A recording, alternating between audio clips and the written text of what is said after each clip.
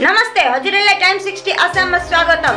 16 जून 2024 डिब्रुगढ़ जिला को दुलेजान अंतर्गत नाहलिया अंचल में मार्गेरिटा निवासी तथा रिहेबिलिटेशन सेंटर एनजीओ को मुख्य फाउंडर संतोष लिंबू को नेतृत्व में नाहलिया अंचल में नाहलिया निशा मुक्त केंद्र को नाम ले एउटा केंद्र खोल्नु हुन्छ। यस प्रतिष्ठान को रिबन काटेर शुभ उद्घाटन गर्नु हुन्छ।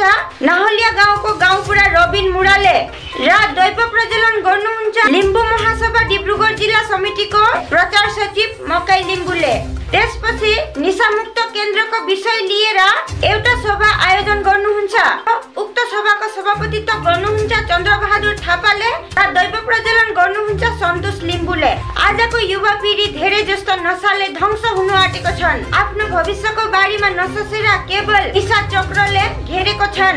एउटा राम्रो समाज व्यवस्था बनाउनु छ भने निशा मुक्त गर्नु जरुरी छ भनी जातीय दल संगठनका नेतृत्वहरूले भन्नुहुन्छ।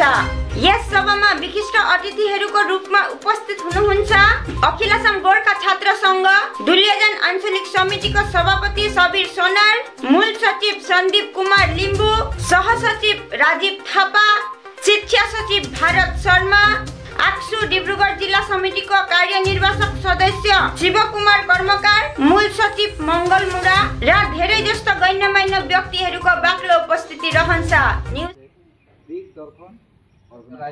सर्वप्रथमे आमार फाলৰ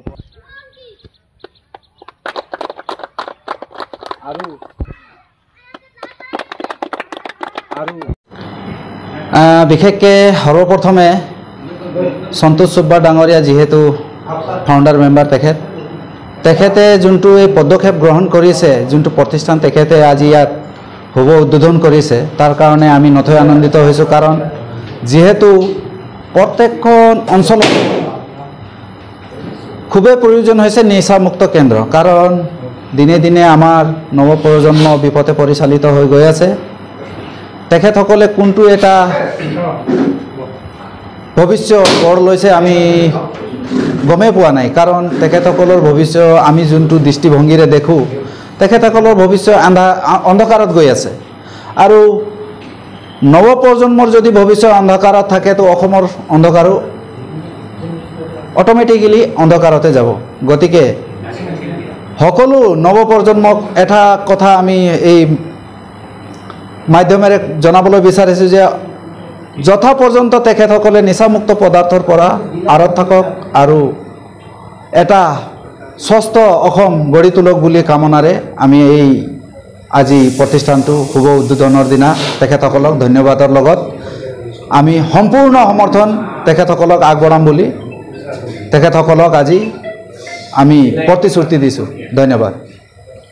আজি আমাৰ নাহলিয়াত যি নিচামুক্ত কেন্দ্ৰ আজি শুভ উদ্বোধন কৰা হ'ল, ইয়াৰ বিষয়ে মই এটা কথাই ক'ব বিচাৰিম যে যি নহওক আজি গোটেই অসমত আমি দেখিবলৈ পাইছোঁ যে বৰ্তমান নৱপ্ৰজন্ম মানে মাদক দ্ৰব্যৰ ওপৰত ইমানে আসক্ত হৈছে, গাঞ্জাই কওক, ভাং কওক বা অন্যান্য আমাৰ ড্ৰাগছে কওক, কানি কওক বা মদৰ কথাই নকওঁ কিয়, মানে ইমানে আসক্ত হৈছে যে নৱপ্ৰজন্ম কোন দিশত গৈছে আমি ক'ব পৰা নাই। আৰু ইয়াৰ পৰিপ্ৰেক্ষিতত এটা আমি বস্তু দেখিবলৈ পাইছোঁ যে এখন ঘৰ বৰবাদ হৈ গৈ আছে।